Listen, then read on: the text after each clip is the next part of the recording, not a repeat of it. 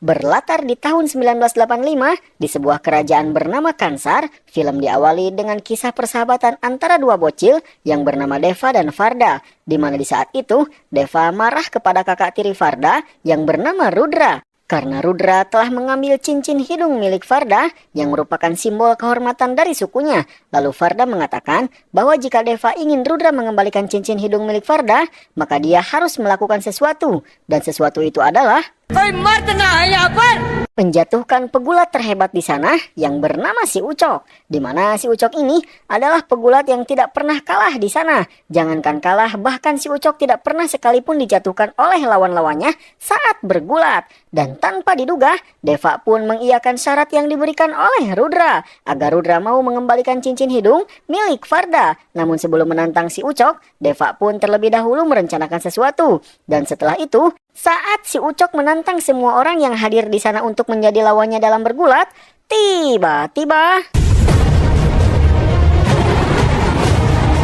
Tiba-tiba datanglah Deva untuk menantang si Ucok. Namun si Ucok yang merupakan petarung pemberani yang tidak pernah kalah, tidak mau meladeni tantangan dari seorang bocil FF dan mencuekannya saja. Namun karena Deva terus memaksa si Ucok untuk berduel dengannya dan beberapa kali menyerang si Ucok, membuat si Ucok menjadi emosi dan berniat menghajar Deva. Tapi Tiba-tiba Deva menendang sebuah tiang listrik yang menjatuhkan obeng yang sudah ia siapkan sehingga menimpa kepala si Ucok. Dan selain menjatuhkan obeng, tendangan itu pun menjatuhkan sebuah kabel yang telah Deva potong sebelumnya. Sehingga ketika si Ucok emosi dan mulai menyentuh badan Deva, Tiba-tiba Deva memegang kabel tersebut yang membuat mereka berdua tersetrum dan terpental lalu pingsan. Sehingga dengan itu, Deva sukses memenuhi tantangan dari Rudra untuk menjatuhkan si Ucok. Dan oleh karena itu, setelah sadar keberanian dan kenekatan Deva membuat Rudra takut lalu mengembalikan cincin Farda kembali. Lalu Deva mengancam Rudra, jika seandainya setelah ini Rudra masih berani macam-macam dengan Farda, maka Deva tidak akan memberi ampun lagi kepada Rudra. Dan setelah itu, mereka pun pergi. BTW, si Farda dan si Rudra itu merupakan anak dari Raja Kansar.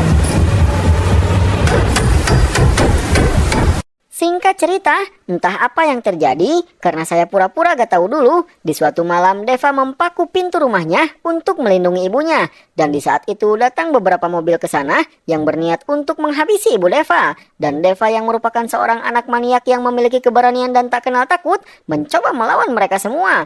Namun semaniak-maniaknya Deva, dia tetaplah seorang bocil, sehingga dia tidak bisa melawan mereka semua. Lalu saat orang-orang itu berhasil mendobrak pintu yang dipaku oleh Deva dan akan menghabisi ibu Deva, Tiba-tiba datanglah Farda yang menyuruh mereka semua untuk pergi. Namun pada awalnya mereka tidak mau menuruti perintah Farda, karena ternyata perintah untuk membunuh ibu Deva adalah perintah dari ayahnya Farda yang merupakan raja dari mereka semua. Dan oleh karena hal itu, tanpa pikir panjang, Farda pun memberikan sebuah gelang kepada pemimpin para preman itu sebagai imbalan untuk melepaskan Deva dan ibunya, di mana gelang itu adalah sebuah simbol yang melambangkan sebuah kekuasaan atas suatu daerah. Dan orang yang memiliki gelang tersebut, itu artinya dialah penguasa dari suatu daerah. Dan gelang yang diberikan oleh Farda kepada orang itu adalah gelang yang melambangkan kekuasaan atas daerah yang bernama Bargat. Sehingga sejak hari itu, kepala preman tersebut adalah penguasa dari daerah Bargat, yang merupakan daerah terbesar di kerajaan Kansar. Dan karena imbalan yang diberikan Farda kepada para preman itu untuk melepaskan Deva dan ibunya adalah sesuatu hal yang besar, kepala preman ini pun tidak bisa menolak permintaan Farda untuk melepaskan Deva dan ibunya. Sehingga oleh karena itu, dia pun menyuruh anak buahnya untuk segera pergi dari sana. Lalu, setelah para preman itu pergi, Deva menghampiri ibunya yang masih syok untuk menenangkannya. Dan di sana, Farda menghampiri Deva dan ibunya lalu menyuruh mereka untuk pergi jauh meninggalkan kerajaan Kansar. Karena jika mereka terus berada di Kansar, maka mereka akan terus diburu. Sehingga singkat cerita, Deva dan ibunya pun bersiap untuk pergi dengan diantar oleh pengawal Farda. Dan sebelum pergi, ibunya menyuruh Deva untuk berjanji bahwa dia tidak akan pernah menginjakan kakinya lagi di Kansar. Namun Deva malah berpaling lalu berjanji kepada Farda bahwa kapanpun Farda membutuhkan bantuan Deva, maka dia akan datang untuk membantunya, ungkap Deva. Hal itu membuat ajudan Farda teringat dengan sebuah kisah tentang masa kerajaan Persia, di mana di masa itu, jika ada sebuah masalah yang menimpa raja kerajaan Persia, maka sebanyak apapun prajurit yang ia miliki, raja tidak pernah menggunakan prajuritnya, melainkan ia akan mencari satu orang untuk membantunya dalam menyelesaikan masalahnya. Dan nama dari orang itu adalah Salah. Dan sejak malam itu, Farda dan Deva yang merupakan dua sahabat yang saling menyayangi pun harus berpisah, di mana kejadian itu menyisakan luka dan kesedihan di antara mereka berdua, dan terus mengingat momen-momen kebersamaan di antara mereka berdua.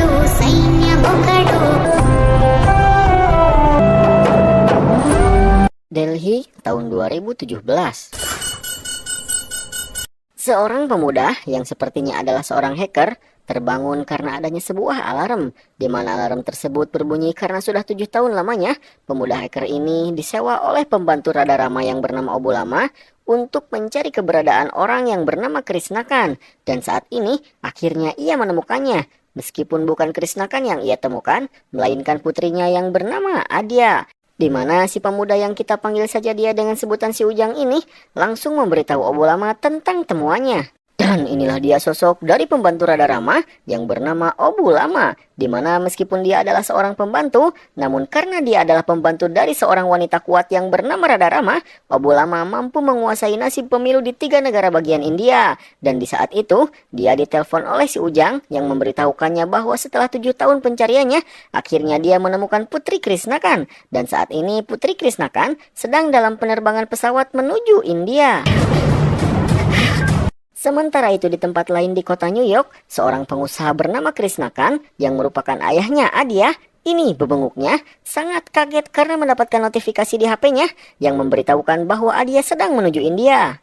Oleh karena itu, Chris menelpon temannya yang berada di India bernama Bilal. Ini parasnya, di mana tanpa basa-basi, Chris langsung mengatakan tujuannya bahwa putrinya sedang menuju India, dan Chris meminta bantuan Bilal untuk menyelamatkan Adia dari sergapan Rada Rama.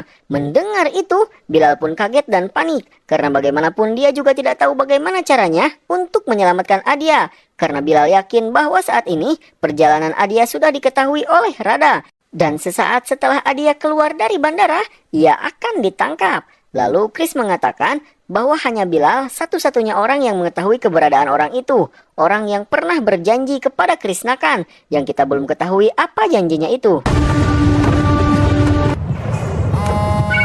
Mendengar itu, Bilal pun akhirnya tahu tentang satu-satunya cara untuk menyelamatkan Adia, di mana Bilal langsung menuju ruang bawah tanah untuk menelpon seseorang yang dimaksud oleh Chris. Namun di sini kita belum mengetahui siapa orang itu. Lalu Bilal mengatakan bahwa inilah saatnya bagi orang itu untuk menunaikan janjinya, di mana Bilal meminta bantuannya untuk melindungi Adia. Namun Bilal yakin bahwa dia pasti tidak bisa datang. Oleh karena itu, Bilal lah yang akan mengantar Adia kepada si orang itu. Namun Bilal membutuhkan bantuannya dalam menyusun rencana tentang bagaimana Bilal bisa mengirim Adia kepada orang itu. Dan singkat cerita, tanpa diperlihatkan, rencana pun sudah disusun. Sementara itu, Obulama yang mengetahui bahwa putri dari Krisnakan sedang menuju India, langsung menelpon anak buahnya yang bernama Hazare untuk menangkap Adia. Dan karena si Hazare ini sedang sibuk untuk urusan pemilu, maka dia mengirim para anak buahnya untuk menangkap Adia di bandara. Dan singkat cerita, para anak buah Hazare pun berangkat. Di tempat lain di Hyderabad, seorang mafia lain pun diberitahu tentang kedatangan dari putrinya Krisnakan. Keesokan harinya di bandara, para anak buah Hazare sedang menunggu kedatangan Adia, dan di saat itu, atas instruksi dari si orang itu, Bilal menempelkan beberapa bom di semua mobil dari para preman suruhan Hazare tersebut. Singkat cerita, Adia sudah sampai di bandara dan menaiki sebuah taksi. Mengetahui hal itu, para orang suruhan Hazare pun langsung bergegas mengejar taksi tersebut, sementara Bilal berhasil melumpuhkan supir dari mobil yang akan dipakai untuk membawa Adia saat nanti dia diculik. Lalu Bilal menyamar menjadi supir tersebut. Lalu, di tengah jalan, para preman itu pun menghalangi taksi yang ditumpangi oleh Adia dan membunuh supir taksi tersebut. Lalu memasukkan Adia ke dalam mobil yang sudah dicuri oleh Bilal. Dan ketika para preman ini sudah merasa berhasil menjalankan misi yang diberikan, tiba-tiba tiba-tiba Bilal memecahkan semua ban mobil para preman suruhan Hazare dengan bom yang sudah ia pasang di ban mobil tersebut saat di bandara. Sehingga dengan itu, mobil para preman tersebut tidak bisa melaju kembali dan Bilal bisa kabur dengan membawa Adia, sehingga Adia pun berhasil diselamatkan. Kemudian setelah diselamatkan, Adia yang panik dan kebingungan dengan dirinya yang tiba-tiba saja diculik padahal dia baru saja menginjakan kakinya di India, mengajukan banyak pertanyaan kepada Bilal. Namun Bilal tidak menjawab satupun pertanyaan dari Adia dan hanya menyuruhnya untuk berbicara dengan ayahnya di telepon, di mana ayahnya mengatakan bahwa Adia harus mengikuti apapun yang dikatakan oleh Bilal kepadanya.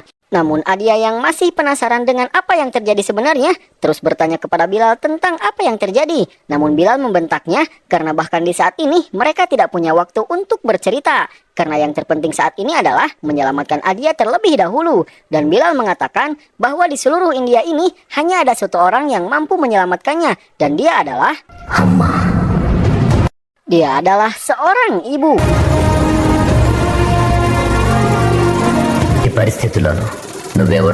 Sehingga atas instruksi Bilal, Adia pun mendatangi seorang ibu yang bernama Eswari di rumahnya, di mana di sana Adia ditemani oleh seorang bapak-bapak yang memperkenalkannya kepada Bu Eswari. Dan si bapak yang kita panggil saja dia dengan sebutan Kang Kohar ini menjelaskan kepada Bu Eswari bahwa Adia ingin melamar sebagai guru bahasa Inggris di sana. Lalu Kang Kohar memperlihatkan berkas-berkas terkait Adia kepada Bu Eswari. Dan setelah itu, Bu Eswari memberikan beberapa pertanyaan kepada Adia. Namun Eswari memberikan pertanyaan tersebut dengan ketus dan terlalu cepat, di mana belum sempat Adia berbicara untuk menjawab pertanyaannya, Eswari sudah memberikan pertanyaan yang lainnya, sehingga Adia tidak sempat menjawab pertanyaan dari Bu Eswari. Sehingga oleh karena itu, Eswari mengatakan bahwa Adia tidak akan mampu bekerja dengan baik di sana, lalu kemudian mengusir Adia. Namun Adia mengatakan bahwa apa yang membuat seseorang memutuskan pindah dan tinggal di tempat baru, itu bukanlah tempatnya, melainkan karena orang-orang yang ada di sana. Sebelum Adia sampai ke tempat itu, Adia sudah menjelajahi banyak tempat di sana. Jadi sebagaimana Eswari khawatir dengan orang baru seperti Adia, Adia pun juga merasakan hal yang sama. Jadi marilah untuk mencoba saling mempercayai dan memberi Adia kesempatan. Jika Adia tidak berhasil, maka dia akan pergi, ungkap Adia. Ungkapan Adia tersebut berhasil menyentuh hati Bu Eswari, sehingga Eswari memberi Adia kesempatan 4 hari masa percobaan. Dan jika Adia tidak berhasil, maka dia harus pergi. Di mana Eswari mengatakan kalau cara Adia mengajar harus disukai oleh anak-anak di sana. Lalu Eswari juga menjelaskan bahwa anak-anak itu seperti besi yang cair. Jika dibentuk dengan baik, maka mereka akan menjadi pelita yang menyebarkan banyak cahaya. Namun jika tidak, maka mereka akan menjadi sebuah pedang yang akan menumpahkan banyak darah. Dan bersamaan dengan itu, diperlihatkan sosok si orang itu yang dimaksud oleh Krisnakan saat menelpon Bilal.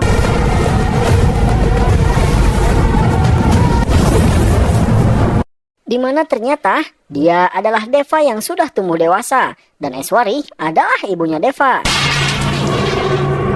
Lalu di tempat lain di Hyderabad diperlihatkan Radha Rama yang marah dan tidak mau makan. Tidak hanya itu, bahkan sejak 7 tahun terakhir dia membisu di pojokan rumahnya karena ingin balas dendam. Lalu Abu Lama membujuk Radha Rama dan mengatakan bahwa meskipun saat ini mereka belum bisa mendapatkan Krisnakan, tapi setidaknya mereka sudah mengetahui informasi tentang putrinya. Dan meskipun anak buah mereka telah gagal untuk menangkapnya sekarang, tapi masih banyak kesempatan bagi mereka untuk menangkap putrinya.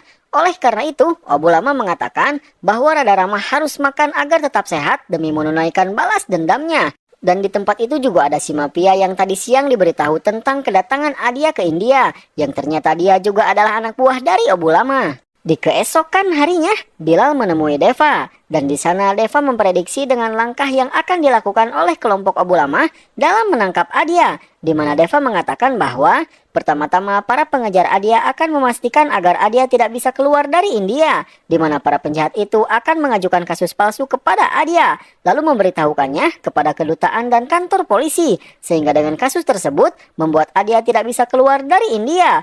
Lalu para penjahat itu akan mengirimkan orang-orangnya ke berbagai tempat untuk mencari Adia, meliputi stasiun bus, stasiun kereta api, pelabuhan, bandara, jalan raya, dan perbatasan. Dan ternyata apa yang dikatakan oleh Deva sangatlah tepat, di mana Hazare membunuh anak buahnya Jesse yang telah gagal dalam menangkap Adia kemarin, lalu mengajukan kasus pembunuhan tersebut dan mengatakan bahwa Adialah yang telah membunuh Jesse, dan kemudian mengirimkan ajuan kasus tersebut ke kedutaan dan ke pihak kepolisian. Dan setelah itu mereka mengirimkan orang-orang mereka ke seluruh penjuru India. Sementara itu, si mafia yang merupakan anak buah Obulama yang lain, yang kita panggil saja dia dengan sebutan si Jabrig, menyuruh hacker anak buahnya untuk memeriksa seluruh CCTV yang ada di kota untuk menemukan Adia. Lalu si hacker anak buah si Jabrig berkata bahwa sebenarnya Obulama juga telah menyuruh Hazare untuk mencari Adia. Jadi kenapa kita juga harus mencarinya, ungkap si hacker. Lalu si Jabrig menjelaskan bahwa orang yang sedang mereka cari sebenarnya bukanlah Krisnakan ataupun putrinya, melainkan orang yang akan melindungi Adia, ungkap si Jabrig. Di mana sudah 7 tahun lamanya mereka mencari keberadaan orang itu. Bahkan mereka memiliki akses seluruh CCTV yang ada di India, tapi tak ada satupun CCTV yang berhasil menangkapnya. Kembali kepada Adia, di mana ia yang akan berangkat mengajar di hari pertama, tiba-tiba terkunci di dalam kamar, sehingga ia harus terlambat untuk datang ke sekolah. Lalu setelah di sekolah, kita pun mengetahui bahwa orang yang telah mengunci Adia di kamar adalah anak-anak muridnya yang bandel, karena ternyata mereka sebenarnya tidak mau bersekolah. Hal itu terlihat sesaat setelah Eswari yang merupakan guru killer dan galak di sekolah itu pergi meninggalkan sekolah. Tiba-tiba anak-anak siswa Adia berteriak kegirangan lalu berlarian keluar kelas. Sehingga Adia harus menangkap mereka satu persatu untuk memulai mengajar. Namun ketika Adia sudah berhasil menangkap mereka semua dan memasukkannya ke dalam kelas untuk memulai mengajar, Tiba-tiba bel sekolah berbunyi yang menandakan waktunya untuk pulang. Sehingga para siswa bandel itu pun berteriak kegirangan. Lalu saat Adia akan pulang, ia melihat Eswari yang menampar dan memarahi orang tua siswa karena mereka malah mendukung anak-anak mereka yang tidak mau bersekolah. Lalu asisten Eswari menjelaskan bahwa Eswari memiliki sifat yang sangat galak dan keras. Dan si asisten juga menjelaskan bahwa dulunya di daerah sini semua orang bekerja di pertambangan. Bahkan anak-anak mereka pun juga ikut dipekerjakan di sana. Sampai suatu saat sekitar 4 tahun yang lalu, Eswari datang ke daerah itu dan mengajak semua orang untuk mulai membangun sekolah dan mendidik semua anak di sana. Si asisten juga menjelaskan bahwa sifat dari Eswari sangat jauh berbeda dengan putranya, di mana Deva dikenal sebagai orang cupu yang lemah dan lembut meskipun berbadan besar.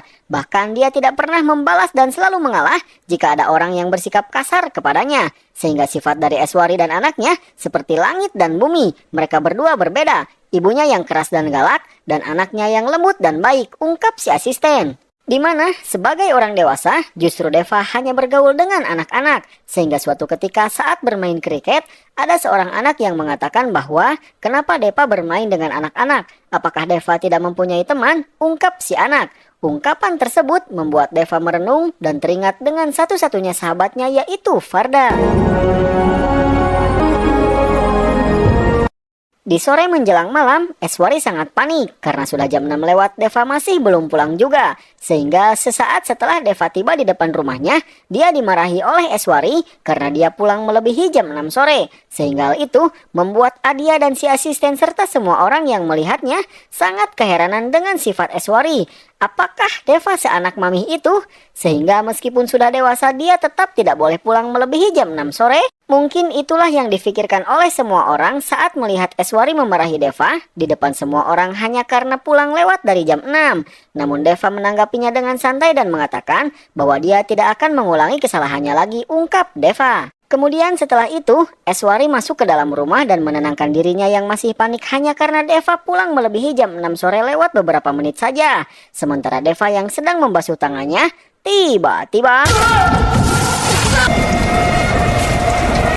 Tiba-tiba ia terbayang dengan sebuah tragedi pembantaian. Sebenarnya, siapakah Deva ini? Dan apakah yang sebenarnya sudah terjadi? Benarkah Deva yang sejak kecil merupakan anak maniak yang pemberani sekarang menjadi anak mami yang cupu? Pura-pura gak tahu dulu, guys. Singkat cerita, malam pun berganti dengan siang, di mana di siang itu, Adia yang sedang disuruh berbelanja ke pasar oleh Eswari, diganggu oleh rekan kerjanya Deva. Namun untunglah Deva datang untuk menghentikan mereka. Namun meski begitu, Deva yang terkenal seorang yang cupu meskipun memiliki badan yang besar, membuat para pengganggu Adia tidak merasa takut sedikit pun kepadanya. Bahkan mereka meledek Deva dengan memegang tangan Deva dan menyuruhnya untuk memukul. Bukannya menjadi seorang pahlawan, Deva malah menjadi bahan tertawaan. Namun ketika salah seorang di antara preman itu akan melecehkan Adia, Tiba-tiba Deva terlihat marah dan akan mengamuk. Namun dia terlihat menahan diri dan pada akhirnya tidak melakukan apapun.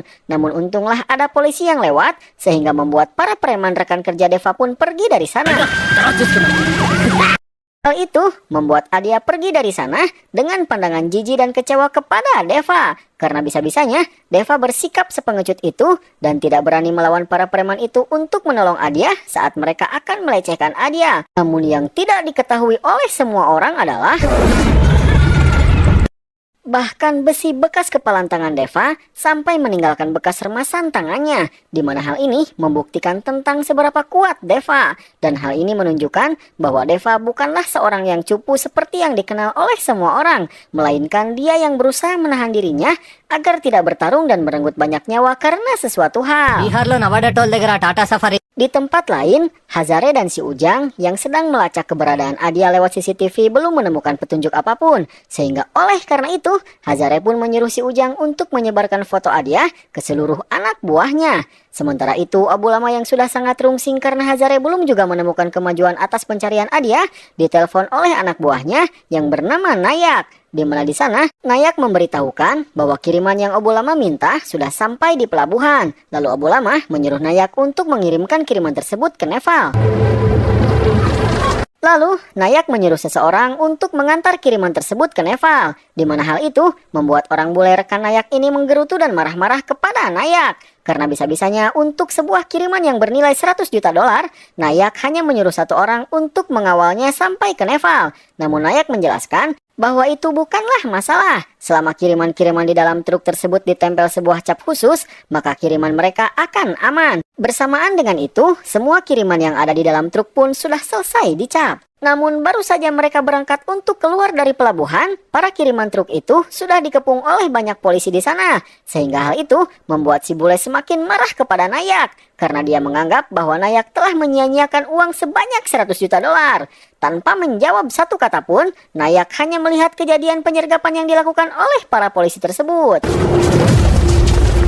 Namun alangkah terkejutnya para polisi yang berniat menangkap truk tersebut karena truk itu dicap oleh sebuah cap yang sangat mereka kenal. Sehingga hal itu membuat para polisi di sana ketakutan, lalu menutup kembali truk tersebut dan membatalkan penangkapan. Lalu menyuruh truk itu untuk segera melanjutkan perjalanan. Hal itu membuat salah satu polisi di sana protes tentang kenapa dengan mudahnya mereka malah membiarkan truk tersebut pergi. Namun si pemimpin polisi ini menjelaskan bahwa barang yang ada di dalam truk tersebut sudah ditempeli cap oleh sebuah cap yang tidak boleh dihentikan. Karena siapapun yang berani menghentikan perjalanan dari kendaraan yang membawa barang yang dicap oleh cap tersebut, maka dia akan mati. Oleh karena itu, si pak polisi ini langsung memberitahukan kepada para polisi yang lain agar tidak menghentikan truk-truk tersebut apabila ada truk itu melewati pos penjagaan mereka, karena barang yang ada di dalam truk tersebut sudah dicap oleh cap terlarang. Sampai seperti itu loh, semenakutkan itukah cap tersebut? Sebenarnya apa cerita yang ada di dalam cap itu? Mungkin kita akan mengetahuinya nanti guys. Kejadian itu membuat si bule sangat kebingungan dengan apa yang terjadi. Lalu Nayak menjelaskan bahwa di negeri India tidak akan ada seorang pun yang berani menghentikan sesuatu yang sudah ditempeli oleh segel tersebut. Kembali kepada Deva, di mana di saat itu Deva dijemput oleh para bocil untuk merayakan ulang tahun si bocil. Lalu Deva diberi sebuah pisau plastik untuk memotong kue ulang tahun si bocil. Tapi tiba-tiba Eswari berteriak sehingga membuat si bocil yang memegang lilin kaget dan menjatuhkan lilinnya. Di mana teriakan Eswari tersebut diakibatkan oleh Deva yang memegang sebuah pisau plastik yang diberikan si bocil untuk memotong kue. Lalu Eswari dengan gemetar meminta pisau plastik itu dari Deva. Hal itu membuat Adia dan semua orang yang melihat kejadian itu semakin kebingungan dengan alasan dibalik sikap yang ditunjukkan oleh Eswari tersebut. Lalu saat di sekolah, Eswari menyuruh salah satu bawahannya untuk mengantarkan makanan kepada anaknya Deva di pertambangan. Namun Adia menawarkan diri untuk mengantarkan makanan tersebut kepada Deva. Dan singkatnya, Eswari pun menyetujuinya. Namun Adia yang ceroboh malah meninggalkan satu kotak kecil makanan yang seharusnya juga ia bawa untuk diberikan kepada Deva. Sementara itu di pertambangan, rekan kerja Deva yang mengganggu Adia saat di pasar, yang ternyata juga adalah anak buah dari Hazare, mendapatkan kiriman foto orang yang sedang dicari oleh Hazare, di mana foto itu adalah foto Adia. Sehingga dia yang mengenal dan mengetahui keberadaan Adia pun langsung menelpon Hazare dan mengatakan kalau Adia sedang berada di kotanya. Dan Hazare yang mengetahui itu pun langsung bersiap untuk mengirimkan pasukannya untuk menjemput Adia. Lalu, si Jabrig yang juga mengetahui info tersebut menelpon orang yang dikirim Hazare untuk menjemput Adia dan menyuruhnya untuk mengambil beberapa foto lalu mengirimkannya kepada si Jabrig. Karena si Jabrig yakin bahwa di dekat Adia ada orang yang mereka cari selama ini. Kembali ke sekolah, di mana di sana Eswari melihat kalau satu kotak kecil yang seharusnya diberikan Adia kepada Deva malah ketinggalan. Sehingga Eswari yang kesal dengan kecerobohan Adia pun membawa kotak tersebut dengan menggerutu dan mengantarkannya sendiri ke pertambangan. Sementara itu, Adia yang sudah sampai di pertambangan sudah memberikan bekal dari Eswari kepada Deva. Namun Adia yang masih ngambek dengan Deva karena Deva tidak mau melakukan apapun untuk menyelamatkannya saat di pasar, tidak mau mendengarkan apapun saat Deva ingin berbicara kepadanya, dan memutuskan untuk pulang. Namun ketika Adia akan pulang, tiba-tiba preman utusan Hazare sudah sampai di sana dan mengajak Adia untuk berselfie, lalu mengirimkan foto selfie tersebut kepada si Jabrig. Lalu, si keriting ini membawa Adia pergi dari sana untuk diserahkan kepada Hazare, tanpa ada satu orang pun yang berani untuk menolong Adia. Dan Deva yang ingin menolong Adia pun kembali berhenti menahan dirinya dan kembali tidak melakukan apapun. Sementara Bilal yang melihat kejadian itu langsung berusaha untuk menolong Adia. Sampai akhirnya datanglah Eswari ke sana untuk memberikan bekal Deva dan memarahi Adia karena kecerobohannya. Namun saat Eswari melihat Adia diculik, dia meminta semua orang yang ada di sana untuk menyelamatkan Adia. Namun semua orang di sana sepertinya banci semua dan tidak ada laki-laki satu orang pun. Sehingga mereka hanya merelongkeun melihat saja tanpa melakukan sesuatu apapun untuk menyelamatkan Adia. Banci kabeh syariate Lalu, Bilal yang berniat menolong Adia pun membatalkan niatnya dan malah menghampiri Eswari, di mana Bilal mengatakan kepada Eswari yang sedang meminta semua orang untuk menyelamatkan Adia bahwa tidak ada seorang pun yang mampu menghentikan para penjahat itu, kecuali satu orang, dan itu adalah Eswari sendiri. Sementara itu si keriting yang sedang dalam perjalanan menuju mobilnya menyuruh dua anak buahnya untuk memenggal kepala Deva. Dan karena tidak ada pilihan lain lagi, Eswari mengatakan bahwa akulah yang melarangmu untuk mengangkat tanganmu kepada siapapun. Namun sekarang aku membebaskanmu dari batasan apapun. Deva, hentikan para penjahat itu. Bersamaan dengan itu, alangkah terkejutnya si Jabrig ketika melihat foto kiriman dari si keriting. Karena ternyata di dalam foto itu ada orang yang telah ia cari selama ini, yaitu Deva. Bahkan tangan si Jabrig pun sampai gemetaran karena hal itu. Dan bersamaan dengan itu,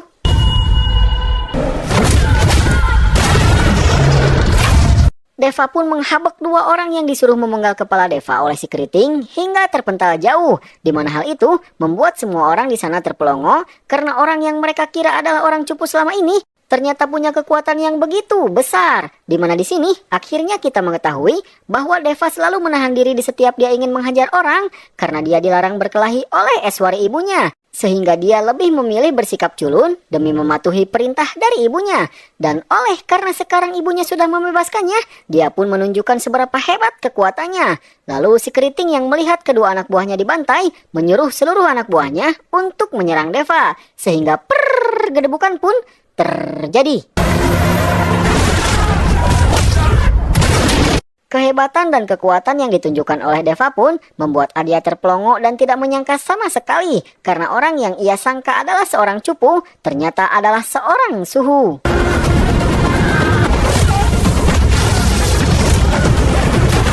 Dan orang ini adalah orang yang meledek Deva saat di pasar dengan memegang tangan Deva dan memukul-mukulkannya ke wajahnya. Dan lihat bagaimana Deva membalasnya saat ini, guys.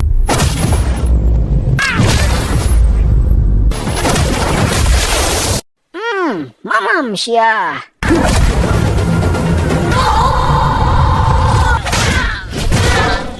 Dan singkat cerita, Deva pun berhasil membantai semua preman suruhan Hazare tersebut dan menyelamatkan Adia. Di mana hal itu membuat Adia yang awalnya membenci Deva karena cupu menjadi sangat terpesona kepadanya.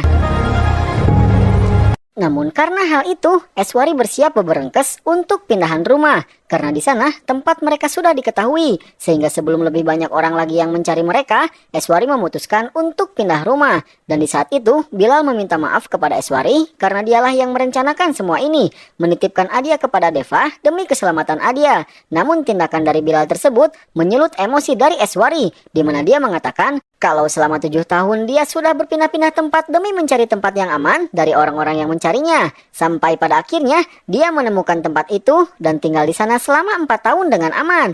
Namun pada akhirnya keamanan Eswari dan Deva harus berakhir karena Bilal yang mengirimkan Adia ke tempatnya dengan menyembunyikan identitas Adia yang sebenarnya.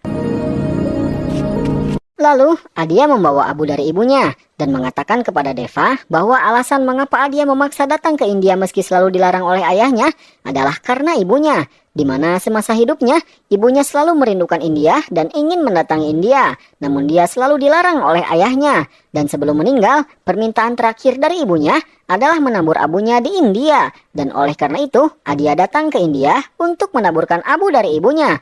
Lalu karena Adia merasa tidak mampu, dia pun menitipkan abu ibunya kepada Deva untuk ditaburkan. Dan setelah itu, Eswari yang sudah teramat emosi mengusir Adia dan Bilal dari sana, sehingga mereka pun pergi.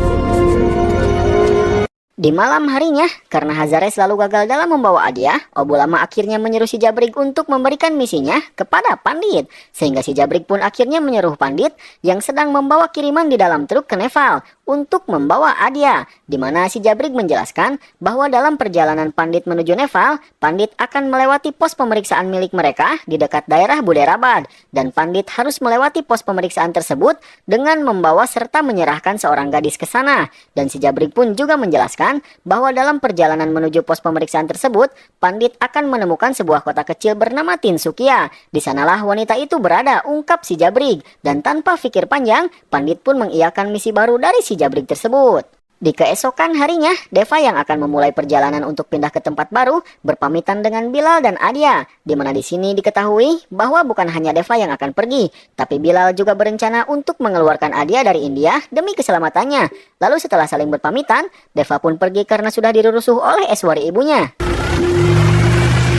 Sementara itu, Krishnakan juga memutuskan untuk datang ke India dan menemui Obulama untuk meminta ampunan agar Obulama tidak menghabisi putrinya. Di mana Kris mengatakan bahwa dialah target dari Obulama dan Radha. Jadi lepaskanlah anakku dan bunuhlah aku, ungkap Krishnakan. Namun Obulama menolaknya dan mengatakan akan membunuh Adia terlebih dahulu di depan mata Kris dengan kejam, agar Kris merasa hancur. Dan setelah itu, giliran Krislah yang akan mereka habisi, ungkap Obulama. Kembali kepada Deva dan ibunya yang sedang melakukan perjalanan, di mana di sana dari kejauhan Eswari melihat kalau Bilal dan Adia ditangkap oleh rombongan Pandit. Dan sebelum dibawa, Adia pun terlebih dahulu diberi cap terlarang agar tidak ada yang bisa menghentikan dan menyelamatkannya. Dan Eswari yang melihat langsung kejadian itu dengan mata kepalanya sendiri, awalnya dia ingin mencuekannya saja. Namun karena pada dasarnya Eswari adalah orang baik, dia pun tidak tega melihat Adia dan Bilal diculik. Sehingga pada akhirnya Eswari memutuskan menyuruh Deva untuk menyelamatkan Adia dan Bilal. Sementara itu di dalam truk, Adia yang sudah pasrah dengan keadaannya menanyakan beberapa hal kepada Bilal tentang siapa yang ingin membunuhnya, apa yang telah dilakukan oleh ayahnya kepada mereka sehingga mereka sedendam itu dan mengejar-ngejar dirinya, dan yang terakhir Adia menanyakan tentang apa arti dari cap di tangannya. Melihat cap yang ada di tangannya, Bilal pun kaget dan tidak menjawab satupun pertanyaan dari Adia. Namun entah apa maksudnya, Bilal menyuruh Adia untuk berpegangan erat-erat. Sementara itu Krishnakan yang sedang berbicara dengan Obulama mengatakan, jika kau tahu dengan siapa putriku selama ini, kau pasti akan melepaskannya. Dan bersamaan dengan itu, tiba-tiba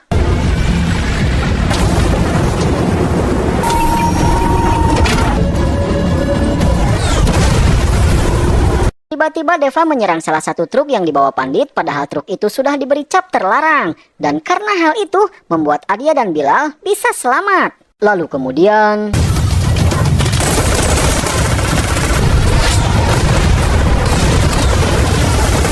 Kemudian Deva memporak-porandakan semua penjahat di sana, seorang diri saja. Lalu di tempat lain, si Jabrik memberitahu Abu Lama tentang kejadian tersebut, di mana si Jabrik mengatakan kalau ada seseorang yang menghentikan truk yang sudah diberi cap terlarang. Mendengar itu, Abu Lama pun geram dan bertanya tentang siapa yang berani menghentikan truk yang sudah dicap terlarang. Lalu Krisnakan menjawab kalau orang itu adalah Devarata.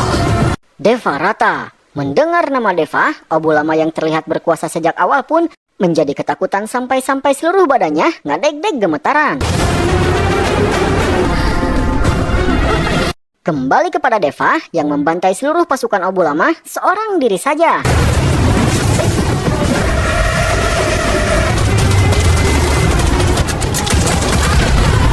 Namun di saat Abu Lama tersungkur karena ketakutan, justru Rada Lama bangkit dan kembali bersemangat. Di mana di sini Rada Rama menjelaskan bahwa tidak akan ada orang yang bisa melakukan apapun kepada Deva. Oleh karena itu, dia menyusun siasat itu, di mana Rada Rama sengaja membuat Deva menghentikan sesuatu yang sudah dicap oleh cap terlarang. Karena dengan hal itu akan membuat Deva berselisih dengan pemimpin Kansar yang saat ini berkuasa. Dan pemimpin itu adalah Farda, teman masa kecil dari Deva itu sendiri. Karena dengan Deva menghancurkan atau menghentikan sesuatu yang sudah diberi cap terlarang, itu artinya Deva sudah melanggar aturan yang ditetapkan oleh kerajaan Kansar. Sehingga mau tidak mau Farda sebagai Raja Kansar harus membunuh sahabatnya sendiri, yaitu Deva. Sehingga singkatnya, Rada Rama ingin mengadu domba antara Deva dan sahabatnya Farda. Dan ternyata apa yang telah direncanakan oleh Rada sangatlah tepat. Karena saat pembantaian itu bahkan masih terjadi, beritanya sudah sampai di kerajaan Kansar. Dan Farda yang mengetahui itu pun mengetahui bahwa orang yang telah menghentikan cap terlarang sudah pasti adalah Deva. Karena tidak akan ada orang lain yang mampu melakukan itu kecuali dia. Sehingga mau tidak mau, Farda memutuskan untuk menghukum mati Deva karena telah melanggar aturan dari Kansar, di mana ternyata orang yang telah membuat cap dan aturan untuk membunuh orang yang berani menghentikan cap itu adalah Deva sendiri. Kembali ke pertempuran, di mana di saat itu Pandit yang kesal karena anak buahnya dibantai habis berniat ingin menembak Deva, tapi Tiba-tiba Pandit kaget dan ketakutan hingga dia menjatuhkan senjatanya setelah melihat tato di tangan Deva. Karena tato di tangan Deva adalah simbol yang ada di cap terlarang itu sendiri. Sehingga akhirnya Pandit tidak mampu melakukan apapun dan pasrah dengan pembantaian tersebut.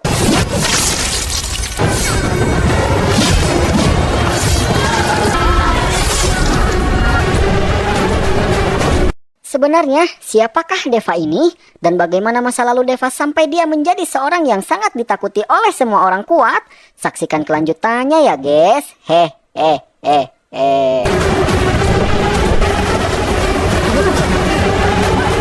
Mengetahui orang yang mereka lawan adalah orang mengerikan yang telah membuat simbol cap yang membuat semua orang takut, akhirnya semua penjahat anak buah Abu Lama pun memutuskan untuk melarikan diri. Kemudian setelah itu, Bilal yang sudah lolos dari cengkraman Pandit dan semua anak buah Abu Lama, di dalam perjalanannya menceritakan kisah kelam di balik semua tragedi yang terjadi kepada Adia, di mana Bilal menjelaskan bahwa semuanya dimulai sejak 1000 tahun yang lalu. Di mana 1000 tahun yang lalu terdapat sekelompok perampok yang sangat kejam dan biadab, di mana dalam setiap aksi perampokannya, para perampok tersebut tidak hanya menjarah seluruh harta korbannya, melainkan juga akan membantai semua orang dan membakar seluruh desa yang mereka rampok. Dan setelah melakukan aksinya, mereka akan kembali ke tempat asal mereka, yaitu Kansar. Kansar dulunya adalah sebuah perkampungan di dalam hutan yang terletak di antara gunung dan lautan. Dan di dalam Kansar itu sendiri terdapat 3 suku di dalamnya, yaitu suku Saurianga, suku Manar, dan suku Ganiar. Di mana ketiga suku tersebut tumbuh subur dan sejahtera tanpa tertandingi selama ratusan tahun. Dan mereka merubah Kansar yang tadinya adalah sebuah hutan tempat tinggal mereka menjadi sebuah benteng yang kokoh. Bahkan, Inggris yang bisa menjajah dan menguasai seluruh dunia termasuk India, sama sekali tak berdaya di hadapan orang-orang Kansar, di mana setiap kali Inggris berusaha menyerang untuk menguasai Kansar, mereka selalu berakhir mengenaskan.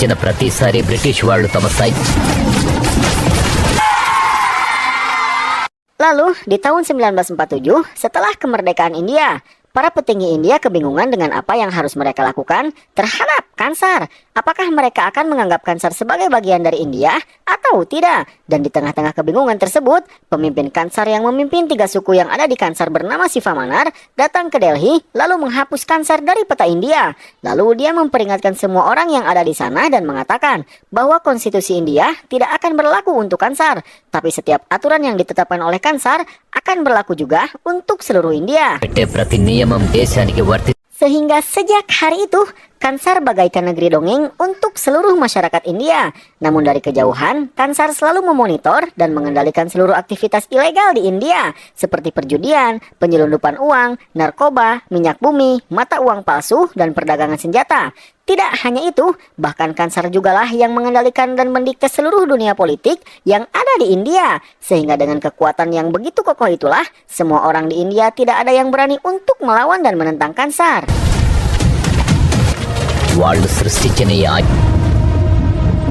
Lalu, karena menyadari dengan kerasnya sifat dari semua orang Kansar serta dengan pertumbuhan pendapatan mereka yang tak terbatas, Sivamanar memutuskan untuk mengembangkan Kansar menjadi sebuah sistem, di mana dia menyusun sebuah buku berisi tentang aturan-aturan yang harus dipatuhi oleh semua orang di Kansar untuk mengendalikan seluruh rakyat Kansar yang keras dan tak terkendali, dan Sivamanar menamai buku tersebut dengan nama Konstitusi. Dan berdasarkan buku konstitusi yang ia susun, Sivamanar membagi Kansar menjadi 101 bagian, dan bagian-bagian tersebut dipimpin oleh seorang pemimpin, di mana simbol dari seorang pemimpin di suatu daerah bagian adalah sebuah gelang. Lalu, Sivamanar juga membagi para pemimpin tersebut menjadi 3 kelompok besar, yaitu gubernur, tuan, dan raja, di mana peringkat gubernur adalah peringkat terendah di antara 3 kelompok pemimpin, yang mana nilai suara dari seorang gubernur hanya bernilai 1 suara, sementara tuan adalah peringkat kedua tertinggi dari 3 kelompok pemimpin, yang mana nilai suara dari seorang tuan bernilai 3 suara,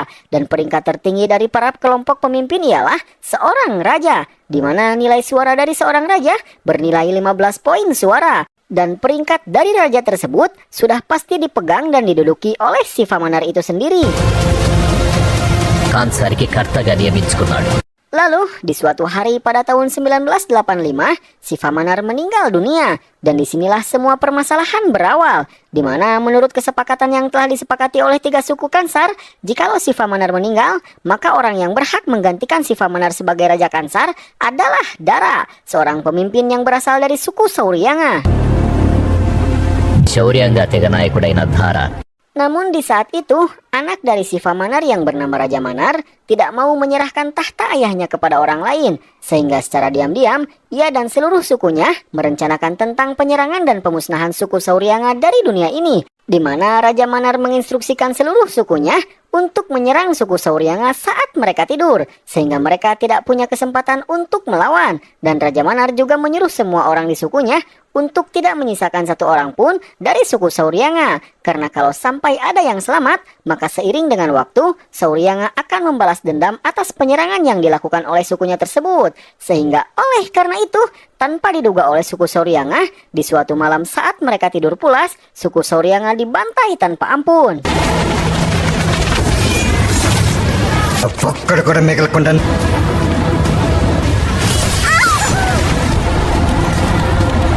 Lalu, setelah melakukan pembantaian tersebut, Raja Manar akhirnya menduduki tahta yang ditinggalkan oleh ayahnya. Dan setelah ia berkuasa, ia membangun sebuah tembok besar yang mengelilingi Kansar, lalu membentuk dan mengumpulkan pasukan yang sangat besar, sehingga dengan semua itu membuat Kansar menjadi tempat yang paling kuat yang pernah ada.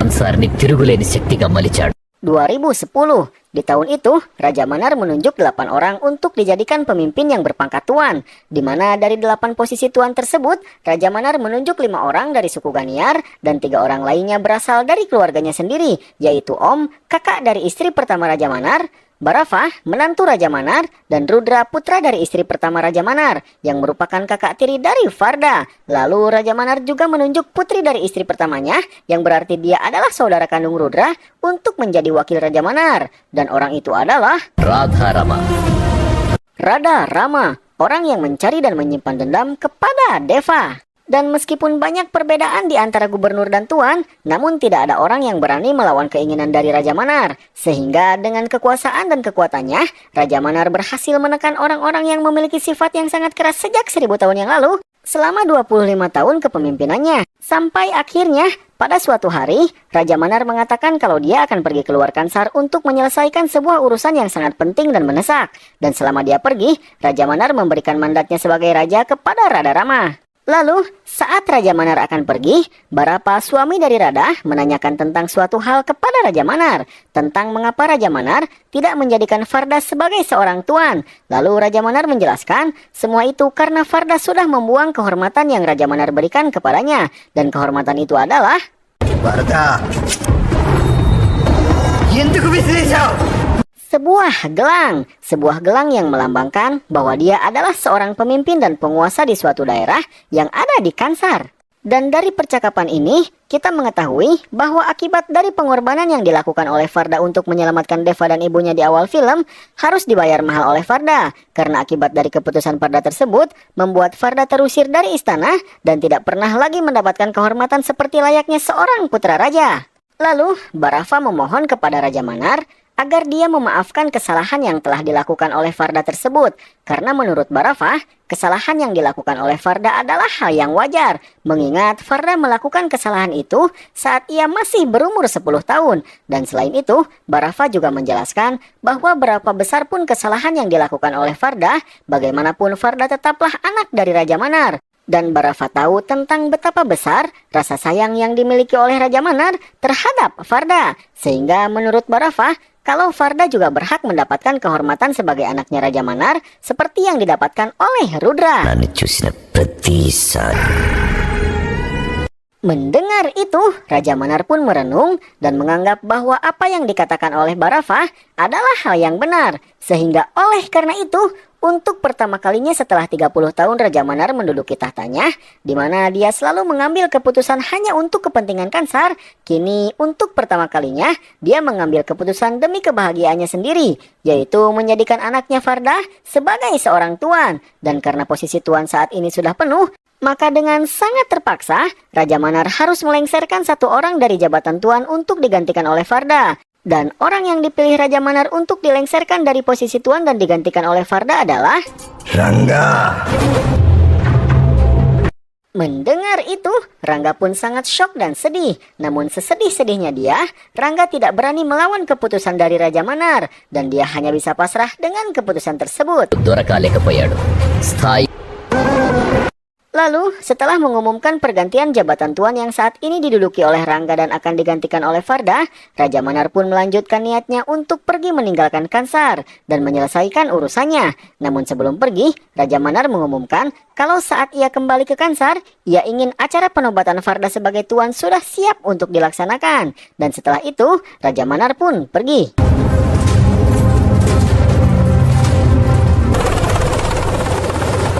Lalu, seperginya Raja Manar dan semua orang dari tempat itu, Rangga yang sangat kecewa dengan keputusan Raja Manar, terlihat sangat sedih sambil memeluk kursi tuan miliknya, yang sebentar lagi akan diduduki oleh Farda. Dan selain Rangga, orang lain yang kecewa dengan keputusan Raja Manar adalah Rudra. Dia yang sejak kecil tidak akur dengan Farda, sontak sangat tidak terima jika melihat Farda selepel dengan dirinya. Dan di sini Rudra menjelaskan tentang mengapa Raja Manar lebih memilih Rangga dibandingkan dengan tuan yang lainnya untuk digantikan oleh Farda. Semua itu karena ternyata Rangga adalah putra dari si preman di awal film yang diberikan gelang kekuasaan oleh Farda. Sehingga karena gelang tersebut, ayah Rangga berhasil menjadi seorang tuan, sementara Farda harus diusir dari kerajaan. Lalu Rangga mengatakan bahwa dia lebih rela jika Raja Manar meminta nyawanya dibandingkan kursinya di posisi tuan. Namun bagaimanapun, perintah Raja Manar tidak bisa ditentang. Sehingga mau tidak mau, Rangga harus berbesar hati menerima semua kenyataan tersebut. Dan di tengah-tengah obrolan antara Rudra dan Rangga, tiba-tiba Barafa memotong pembicaraan mereka dan mengatakan bahwa ada perintah yang lebih kuat dibandingkan sekedar perintah dari Raja Manar. Dan itu adalah Konstitusi Kansar, di mana dalam buku tersebut terdapat aturan yang sangat penting yang menyebutkan bahwa yang kuat akan menang, yang kuat akan memerintah. Lalu Barafa mengatakan saat Raja Manar kembali, maka Farda akan menjadi tuan menggantikan Rangga. Namun itu akan terjadi jika Farada masih hidup sampai Raja Manar kembali.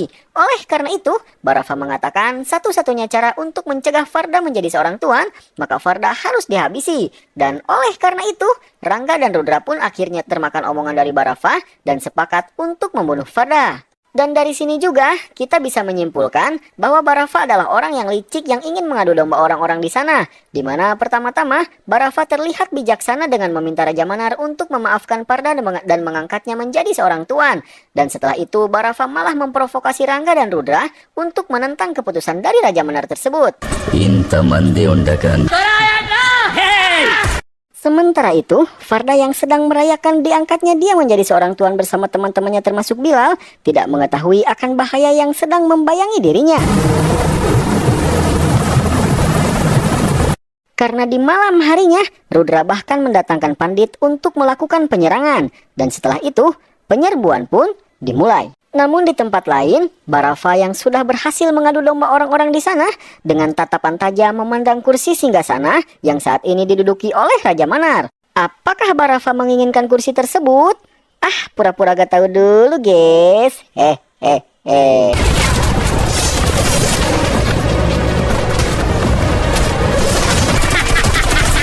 కావాలి.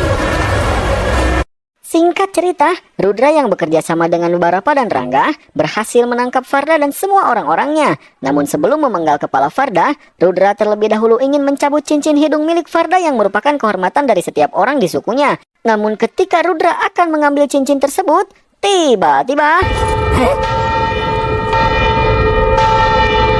Tiba-tiba lonceng kerajaan berbunyi, yang mana menurut konstitusi Kansar, bahwa jika lonceng tersebut berbunyi, maka orang-orang di Kansar harus melakukan gencatan senjata. Sehingga Rudra dan yang lainnya pun tidak bisa melanjutkan misinya untuk melenyapkan Farda dan pergi ke kerajaan untuk menghadap Rada Rama sebagai raja sementara yang telah menyalakan lonceng tersebut. Di mana di sana Rudra mempertanyakan alasan dari keputusan yang telah dibuat oleh Rada tersebut yang telah sengaja menghentikan aksi mereka untuk melenyapkan Farda. Namun Rada menjawab dengan sinis dan menyuruh Bali untuk mengumumkan bahwa mulai saat itu Rada Rama sebagai raja sementara memerintahkan untuk menghentikan segala bentuk kekerasan antara tuan dan gubernur Kansar. Sehingga dengan pengumuman tersebut, sejak hari itu Rada mengumumkan bahwa mulai hari itu dia memberlakukan gencatan senjata di Kansar. Namun sesaat setelah Rada mengumumkan hal itu, Barafa mengingatkan Rudra terkait konstitusi. Sehingga Rudra menjawab pengumuman dari Rada itu dan mengatakan bahwa di hadapan konstitusi, semua orang mempunyai hak yang sama. Karena menurut buku konstitusi, semua orang berhak menentang semua keputusan bahkan jika itu adalah keputusan dari raja. Sehingga oleh karena itu, Rudra mengatakan bahwa dia mengusulkan pemungutan suara untuk mencabut gencatan senjata yang telah diberlakukan oleh Rada barusan. Dan oleh karena hal itu, Bali mengumumkan bahwa 9 hari lagi akan diadakan pemungutan suara terhadap pencabutan gencatan senjata tersebut. Jadi jika suara yang menginginkan gencatan senjata dicabut lebih banyak, maka gencatan senjata yang telah diberlakukan oleh Rada barusan akan dihapus dan mereka bebas berperang. Namun jika sebaliknya, maka gencatan senjata yang telah diberlakukan oleh Rada tidak akan dicabut dan semua orang di Kansar tidak boleh berperang. Dan semua itu akan diputuskan dalam pemungutan suara yang akan dilakukan 9 hari lagi. Dan untuk mempersiapkan kalau seandainya gencatan senjata akan bisa dihentikan setelah pemungutan suara, semua orang mempersiapkan diri untuk berperang dan mengumpulkan tentara perang mereka dari seluruh penjuru dunia.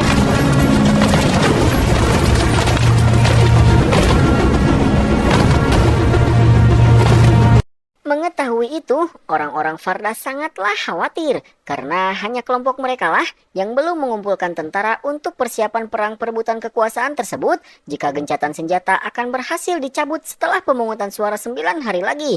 Sehingga adik Farda mendesak Farda untuk segera memutuskan tentara mana yang akan Farda bawa sebagai pasukannya dalam peperangan nanti. Namun Farda mengatakan untuk tidak terlalu khawatir karena sebenarnya dia sudah memutuskan siapa yang akan dia jadikan tentaranya di perang nanti.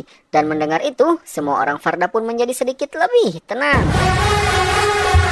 Lalu, di keesokan harinya, Farda dengan ditemani beberapa orangnya pergi keluar Kansar untuk menjemput tentaranya. Namun, alih-alih membawa banyak kendaraan seperti truk, pesawat, dan yang lainnya untuk digunakan sebagai transportasi dalam membawa pasukannya, Farda justru hanya pergi menggunakan satu mobil yang hanya menyisakan satu jok kosong di dalamnya. Sehingga hal itu membuat rekan-rekannya sangat keheranan. Dan ternyata, orang yang Farda temui bukanlah sebuah pasukan tentara, melainkan hanya satu orang saja yang merupakan seorang pandai besi. Dan pandai besi tersebut adalah Deva sahabatnya. Di mana sesampainya di sana, mereka langsung berpelukan karena sudah sekian lama mereka menahan kerinduan mereka masing-masing. Tidak hanya kepada Deva, Farda juga memeluk Eswari ibu Deva dan langsung meminta Eswari untuk memasakkannya sesuatu. Karena sudah sangat lama sekali, Farda tidak pernah makan masakan dari Bu Eswari. Lalu, setelah makan dan berbincang-bincang, Farda menceritakan tujuannya mendatangi Deva, di mana Farda mengatakan bahwa dia sangat membutuhkan bantuan Deva saat itu. Mengetahui itu, Deva pun langsung meminta izin kepada ibunya untuk membantu sahabatnya. Dan Eswari yang menyadari apa yang dimaksud Deva dan kedatangan Farda, sebenarnya tidak mau mengizinkan Deva untuk pergi. Karena dia tidak mau anaknya terus membantai orang lain. Namun karena Eswari mengingat tentang pengorbanan Farda yang dulu telah menyelamatkan dia dan putranya, Eswari pun mengizinkan Deva untuk pergi membantu Farda. Sehingga dengan itu, Farda pun membawa Deva pergi ke Kansar.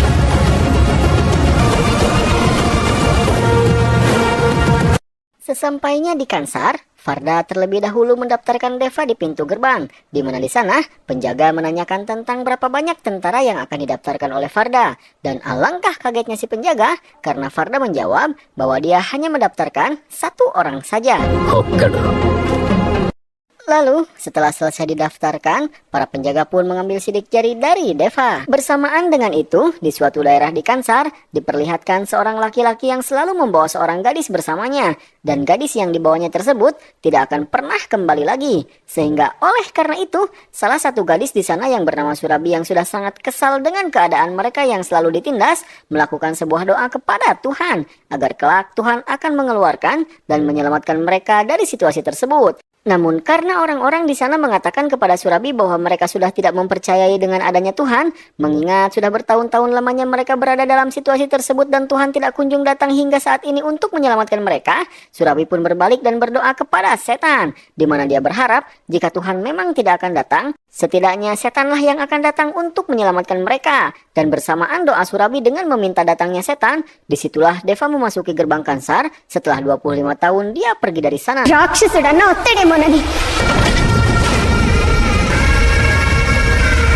Dan inilah dia sosok setan yang diminta Surabi dalam doanya. Setibanya di rumah, Farda dimarahi oleh adiknya karena bisa-bisanya untuk sebuah peperangan besar, Farda hanya membawa satu orang bersamanya. Dan tidak hanya adiknya, semua orang-orang Farda pun sangat kecewa terhadap keputusan Farda. Karena mereka berpikir bahwa mereka akan melakukan perang, bukannya akan tanding catur. Jadi adalah keputusan yang sangat bodoh ketika semua musuh menyiapkan ribuan orang kuat sebagai pasukannya, namun Farda hanya menyiapkan satu orang saja. Namun di tengah-tengah kekecewaan semua orang, hanya satu orang yang mengerti dengan keputusan Farda, yaitu Baba, ajudan Farda yang menceritakan kisah tentang kerajaan Persia kepada Farda di awal film. Namun meski begitu, meski Farda diberi banyak pertanyaan dari adiknya tentang mengapa dia hanya membawa satu orang saja, Farda tidak menjawab sedikit pun pertanyaan adiknya dan hanya fokus makan.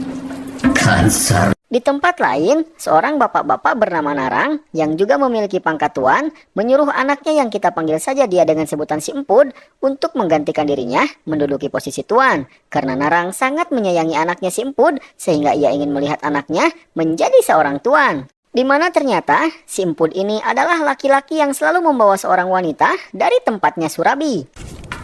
Wisnu.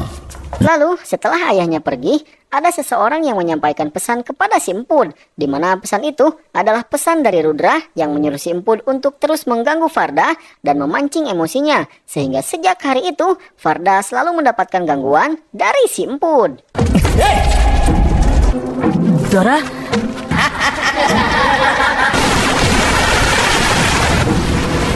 Namun karena Farda yang menyadari bahwa semua itu adalah rencana dari musuh-musuhnya untuk membuat Farda emosi lalu melawan, menanggapi semua gangguan itu dengan sabar tanpa melakukan perlawanan. Karena di saat itu, Kansar masih memberlakukan gencatan senjata. Sehingga apabila Farda melawan, maka Farda akan dinyatakan bersalah dan mendapatkan hukuman.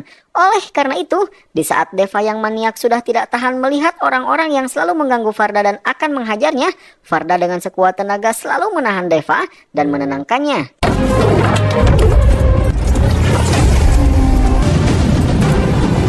Tidak hanya dibuat kesal oleh musuh-musuh Farda, tapi Deva juga sudah dibuat kesal oleh rekan-rekan Farda yang selalu menghina dan meremehkannya. Sampai di suatu hari, di saat si Empud kembali datang ke perkampungan wanita untuk mengambil seorang wanita di sana, salah satu rekan Farda memberitahu Farda bahwa si Empud kembali ke perkampungan wanita itu, sehingga Farda dan orang-orangnya pun segera pergi ke tempat perkampungan wanita itu, karena ternyata perkampungan itu adalah daerah kekuasaan Farda yang merupakan seorang pimpinan berpangkat gubernur di Kansar. Namun sebelum pergi, Farda menitip pesan agar Deva jangan sampai tahu tentang kejadian itu. Namun karena orang-orang Farda dan adik Farda yang selalu meremehkan dan tidak percaya dengan kemampuan Deva, sehingga adik Farda pun menyuruh bawahannya untuk memberitahu Deva. Karena dia yakin meskipun Deva mengetahui kejadian itu, namun Deva tidak akan bisa melakukan apapun untuk menghentikan si Empud. Sehingga ketika Farda dan orang-orangnya melihat aksi si Empud yang akan mengambil seorang gadis di kampung itu untuk dia nikmati lalu dia bunuh, Tiba-tiba Farda melihat satu bayangan yang datang, yang ternyata itu adalah Deva. Di mana kedatangan Deva tersebut membuat Farda sangat panik, karena dia takut kalau Deva melihat kejadian itu, maka Deva tidak akan bisa mengendalikan dirinya dan membunuh si Empud serta seluruh anak buahnya. Sehingga pandangan Farda pun selalu terfokus kepada bayangan Deva untuk memperhatikannya tanpa berani berbalik untuk melihatnya.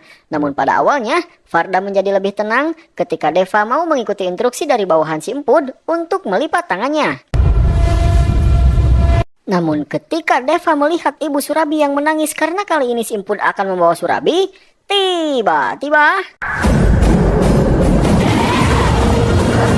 Tiba-tiba Deva pun membuka lipatan tangannya dan menghampiri ibunya Surabi. Sehingga hal itu membuat Farda menutup matanya karena dia tahu bahwa saat ini dia sudah tidak akan bisa lagi menahan emosi sahabatnya itu. Oleh karena itu, dia menutup matanya karena dia tahu di sana akan segera terjadi sebuah pembantaian. Dan ketika salah satu anak buah si Empud menodongkan senjatanya kepada Deva karena Deva sudah berani menurunkan lipatan tangannya dan menghampiri si ibu,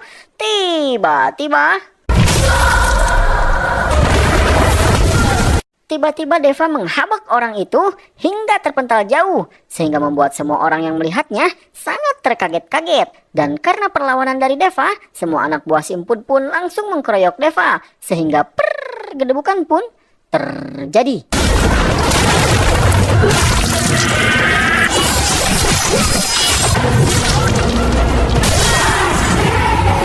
Singkat cerita, Deva pun berhasil membantai semua anak buah si Empud dan hanya menyisakan si Empud seorang.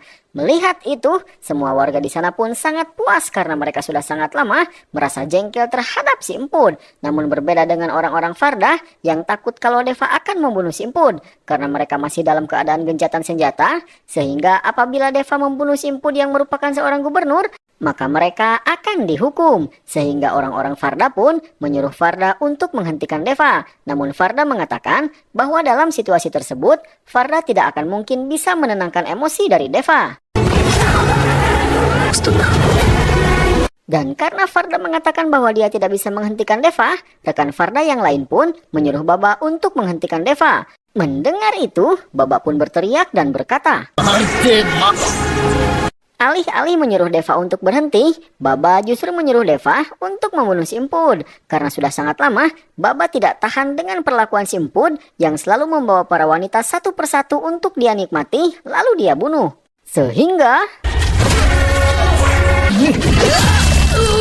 Sehingga Deva pun langsung menghabisi si Empud, di mana hal itu membuat rekan-rekan Farda yang sejak awal meremehkan Deva, kini mereka mengetahui bahwa orang yang bersama mereka selama ini adalah seorang maniak pembunuh berdarah dingin. Singkat cerita, kabar kematian si Empud pun menyebar luas dengan cepat ke seluruh Kansar. Sehingga dengan terbunuhnya si Empud, Farda, Deva dan semuanya harus ditahan karena telah membunuh seorang gubernur di saat gencatan senjata masih berlaku. Dan kematian dari si Empud tersebut membuat ayahnya Narang sangat bersedih. Di dalam perjalanannya menuju penjara, Deva meminta maaf kepada Farda karena gara-gara dia yang tidak bisa menahan emosinya sehingga mereka semua harus menerima akibatnya. Namun bagaimanapun, Deva tidak bisa memaafkan perbuatan si emput yang begitu tega menyakiti seorang wanita. Karena di saat ada orang yang menyakiti seorang wanita, Deva selalu tidak bisa mengendalikan dirinya karena dia selalu teringat ibunya. Itu Varda Kottega Bacino. Varda Pote. Di tempat lain, Radha Rama sedang kebingungan dengan apa yang telah dilakukan oleh Farda karena dia memberlakukan gencatan senjata itu bertujuan untuk menyelamatkan Farda dari orang-orang yang berniat membunuhnya, namun malah dia yang melakukan pembunuhan. Tapi Om pamannya mengatakan bahwa bukan Farda yang telah membunuh si emput, melainkan sahabatnya. Mendengar itu, Radha pun berniat menemui Narang untuk memujuk Narang agar tidak membunuh Farda karena menurut aturan, akibat dari pembunuhan yang dilakukan oleh seseorang saat gencatan senjata masih berlaku, maka keluarga korban berhak membunuh si pelaku di dalam persidangan. Oleh karena itu, Radha mendatangi Narang yang sedang mengkeramasi jenazah anaknya si emput untuk memperingatkan Narang agar besok di dalam persidangan, Narang jangan membunuh Farda karena bukan Farda yang telah membunuh anaknya. Dan Radha menyuruh Narang untuk lebih memilih membunuh sahabatnya Farda. Namun ketika Radha selesai berbicara dengan Narang untuk meyakinkan Narang agar Narang lebih memilih mengeksekusi Deva dibandingkan Farda, Bharava menyuruh Rudra untuk meyakinkan Narang agar Narang lebih memilih mengeksekusi Farda dibandingkan Deva. Karena Bharava mengatakan kepada Rudra bahwa jika Narang mengeksekusi Farda, maka itu akan mengundang kemarahan dari Raja Manar, sehingga kemungkinan besar gencatan senjata akan dicabut akibat kemarahan dari Raja Manar. Oleh karena itu, Rudra pun mendatangi Narang dan meyakinkan Narang agar Narang lebih memilih mengeksekusi Farda dibandingkan Deva. Singkat cerita, waktu persidangan untuk Narang mengadili orang yang mengakibatkan kematian putranya telah tiba. Di sana, Narang sudah berjalan dari kursinya, lalu mengambil sebuah pedang dan memilih satu orang untuk dia eksekusi. Namun ketika semua orang mengira bahwa Narang akan memilih Deva, tiba-tiba Narang merubah targetnya dan menatap Farda, lalu berjalan ke arah Farda dan berniat mengeksekusinya. Sehingga Deva yang tidak mau sahabatnya mati pun berusaha memujuk Narang agar lebih memilih membunuhnya dibandingkan Farda, karena dialah orang yang telah membunuh anaknya. Dan karena Narang tidak mendengarkan permohonan dan bujukan Deva agar dia tidak membunuh Farda,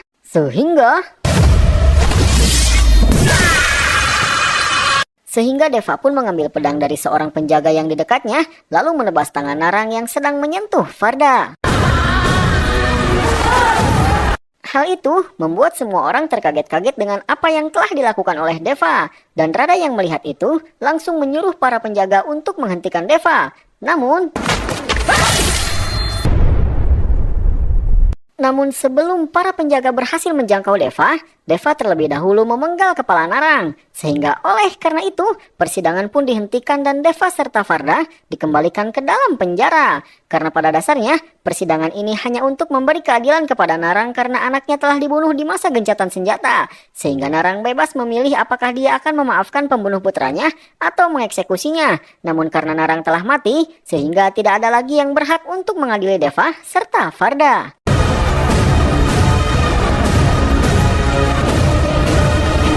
Sekembalinya Deva dan Farda ke dalam penjara, adik Farda menanyakan sesuatu kepada Farda tentang panggilan yang diberikan Farda kepada Deva sewaktu dia masih kecil. Namun Farda tidak menjawabnya.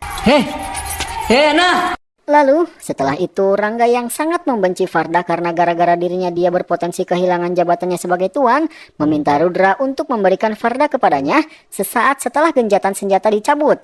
Lalu Rudra menanyakan tentang apa yang akan dilakukan oleh Rangga kepada Farda. Dan Rangga pun menunjukkan sesuatu kepada Rudra.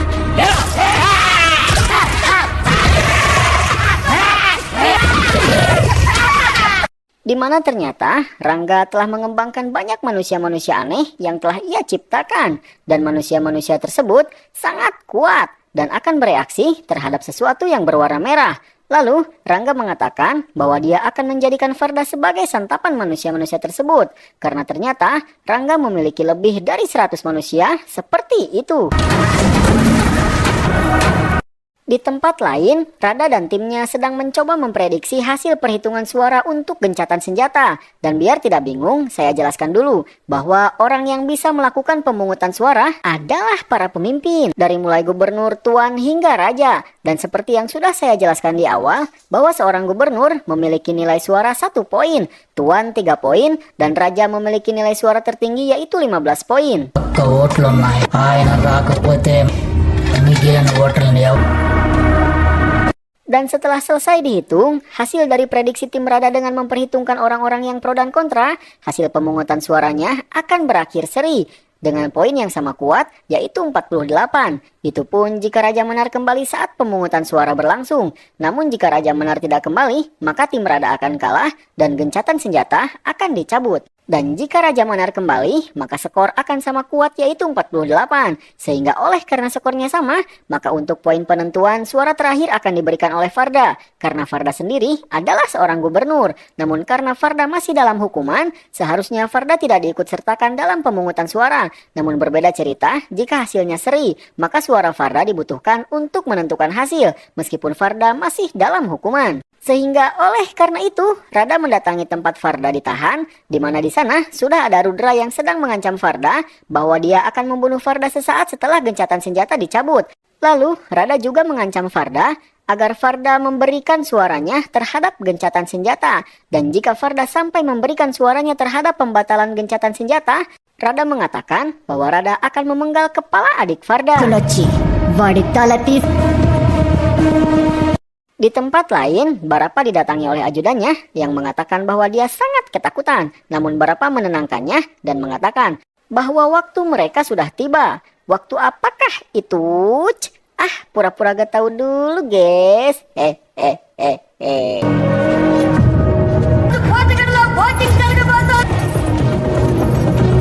Singkat cerita, waktu untuk pemungutan suara pun sudah tiba. Dan semua orang yang akan memberikan voting sudah berkumpul kecuali Raja Manar. Lalu, Bali menjelaskan mekanisme pemungutan suara tersebut. Bahwa alat yang digunakan untuk memberikan voting suara adalah gelang yang menandakan bahwa dia adalah seorang pemimpin. Dan orang yang ingin mengakhiri gencatan senjata harus menaruh gelangnya di sebelah kiri, sementara yang tidak mau mengakhiri gencatan senjata harus menaruh gelangnya di sebelah kanan. Dan setelah selesai menjelaskan, voting pun dimulai.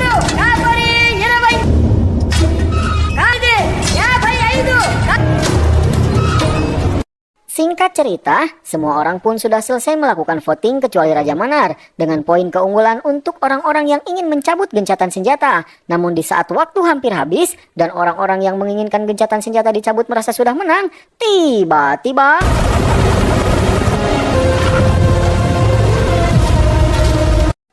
Raja Manar kembali dan menaruh gelangnya di sebelah kanan. Sehingga dengan poin Raja Manar yang bernilai 15, selisih poin yang tadinya 3348 pun menjadi sama besar yaitu 48 poin. Sehingga untuk menentukan keputusan, voting suara terakhir akan diberikan oleh Farda. Farda pun mulai berjalan untuk menaruh gelangnya. Namun sebelum memberikan suaranya, Farda mengingat pembicaraannya dengan Deva, di mana Deva mengatakan kalau dia ingin berburu dan membuat seluruh Kansar menjadi berwarna merah. Sehingga oleh karena itu, Farda menaruh gelangnya di sebelah kiri. Sehingga dengan itu, gencatan senjata pun resmi dicabut. Dan karena Farda telah menentang ancaman dari Rada, Rada pun menunaikan janjinya, di mana dia membawa adik serta seluruh anggota Farda untuk dipenggal.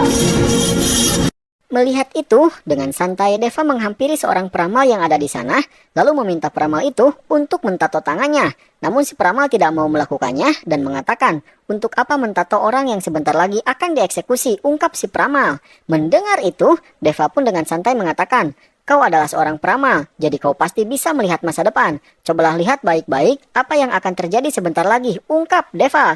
Mendengar itu, si peramal pun menoleh dan melihat sebuah masa depan, di mana ternyata si peramal melihat kalau Deva akan membantai semua orang di sana, sehingga dia pun mau membuat tato di tangan Deva. Lalu si peramal bertanya tentang tato apa yang Deva inginkan, dan Deva menjawab, apapun yang kau lihat di mataku, ungkap Deva. Mendengar itu, si peramal pun tertawa dan mulai mentato tangan Deva.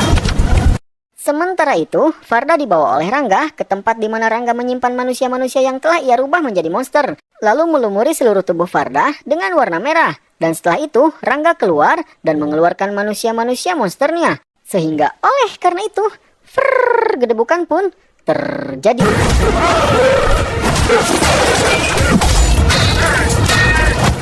Kembali kepada Deva dan semua anggota Farda, di mana di saat itu, para orang-orang suruhan Rada sudah selesai mengasah bedog mereka dan akan memulai eksekusi terhadap orang-orang Farda. Tanpa diperlihatkan lebih lanjut, scene pun kembali berpindah kepada Farda yang sedang bertarung, di mana meskipun sebenarnya dia mampu menghajar manusia-manusia jadi-jadian milik Rangga, tapi karena jumlah mereka yang terlalu banyak, Farda pun kewalahan dan hampir dijadikan santapan oleh manusia-manusia jadi-jadian itu. Namun di saat Farda sudah semakin terpojok,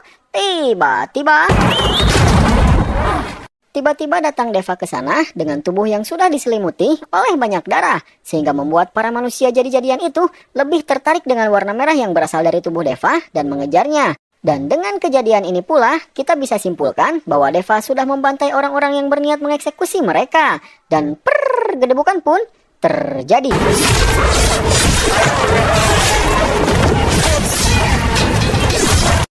Singkat cerita, Deva pun dengan mudah membantai para manusia jadi-jadian itu. Dan melihat itu, Rangga pun menyuruh bawahannya untuk mengeluarkan lebih banyak lagi pasukan manusia jadi-jadian milik mereka. Sehingga ketika Deva dan Farda keluar, mereka kembali dihadang oleh banyak pasukan manusia jadi-jadian milik Rangga. Sehingga oleh karena itu, gedebukan antara dua PS banyak pun terjadi. Singkat cerita, Deva dan Farda pun berhasil mengalahkan semua pasukan Rangga, sehingga membuat Rangga kehabisan pasukannya dan dia pun harus tewas di tangan Farda. Setelah menyelesaikan pertarungannya, Farda bercerita kepada Deva bahwa sebenarnya sejak Farda kecil, Farda selalu menginginkan untuk menjadi Raja Kansar. Oleh karena itu, dia pun meminta bantuan Deva untuk mewujudkan mimpinya tersebut. Dan tanpa berpikir panjang, Deva pun mengiyakan apa yang diminta oleh sahabatnya tersebut. Sementara itu di dalam istana, Raja Manar menceritakan beberapa fakta yang ia temukan kepada Rada. Di mana yang pertama adalah bahwa semua orang di Kansar mengincar tahtanya, termasuk keturunannya sendiri. Itulah sebabnya orang-orang akan bekerja sama untuk mendapatkan tahta Raja Manar. Dan orang yang pertama akan bekerja sama untuk mendapatkan tahta Raja Manar adalah Rudra dan Om. Fakta kedua adalah sebuah fakta yang membuat Raja Manar pergi keluar Kansar, di mana alasan dari kepergian Raja Manar keluar Kansar adalah karena ada seorang pengkhianat di Kansar yang telah melakukan transaksi senjata besar-besaran untuk melakukan penyerangan terhadap Raja Manar. Dan orang itu adalah Vali. Lalu, fakta ketiga sekaligus fakta terakhir dan fakta yang paling menakutkan, di mana fakta ini adalah hasil dari dosa yang telah dilakukan oleh Raja Manar 25 tahun yang lalu, yaitu pembantaian terhadap suku Saurianga, dan alasan mengapa Raja Manar membentuk sebuah benteng besar yang mengelilingi Kansar, serta membentuk ribuan pasukan tentara yang terkuat. Semua itu Raja Manar lakukan karena Raja Manar takut kalau dalam pembantaian terhadap suku Saurianga dahulu, ada di antara mereka yang berhasil selamat dan hidup. Di mana jikalau itu terjadi, maka cepat atau lambat para Saurianga pasti akan menuntut balas. Dan ketakutan dari Raja Manar itu kini terbukti bahwa ada suku Saurianga yang masih hidup. Dan orang itu adalah Barafa, suami dari Rada Rama itu sendiri. Mendengar fakta tersebut, Rada Rama pun sangat kaget. Lalu untuk membuktikan ucapannya, Raja Manar telah menangkap ajudan Barapa dan menginterogasinya. Lalu dengan tersenyum puas, ajudan Barapa menjelaskan bahwa 25 tahun yang lalu saat pembantaian terhadap sukunya, beberapa anak Saurianga berhasil selamat dengan bersembunyi di gorong-gorong.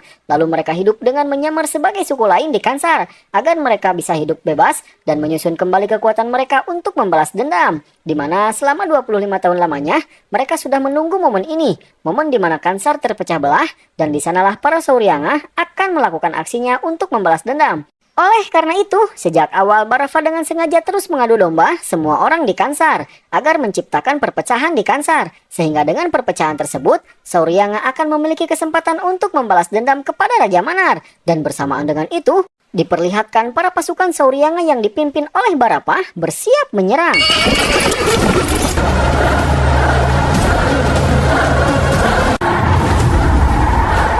Lalu, Ajudan Barafa pun kembali menjelaskan bahwa sejak 25 tahun yang lalu, semua Saurianga mempunyai mimpi yang sama, yaitu membalas dendam, kecuali ada satu orang yang mempunyai mimpi yang berbeda, dan orang itu adalah anak dari pimpinan Saurianga yang bernama Dara, orang yang seharusnya menjadi pimpinan Kansar setelah kematian Sivamanar. Dan anak dari Dara tersebut adalah Itu Saurian kanan.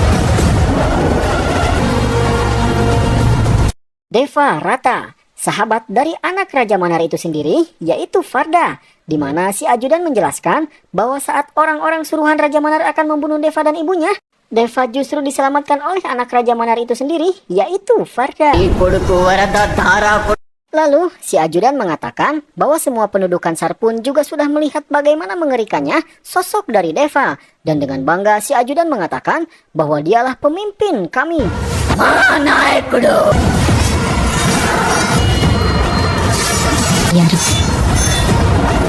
Sehingga oleh karena itu menimbulkan banyak pertanyaan. Karena di sisi lain, setelah gencatan senjata dicabut, semua orang di Kansar bersiap berperang untuk memperebutkan tahta. Sementara itu, para Saurianga juga sudah bersiap untuk menyerang Kansar. Dan di sisi lain, Deva menjanjikan bahwa dia akan membantu Farda dalam mendapatkan tahta Kansar. Namun sebenarnya orang yang berhak menduduki tahta tersebut adalah Deva itu sendiri, anak dari pimpinan Saurianga, yaitu Dara.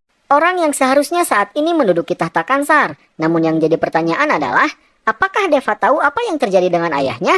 Apakah Deva tahu bahwa sebenarnya dialah yang berhak atas tahta Kansar? Dan bersamaan dengan pertanyaan-pertanyaan itu, film pun sudah berakhir.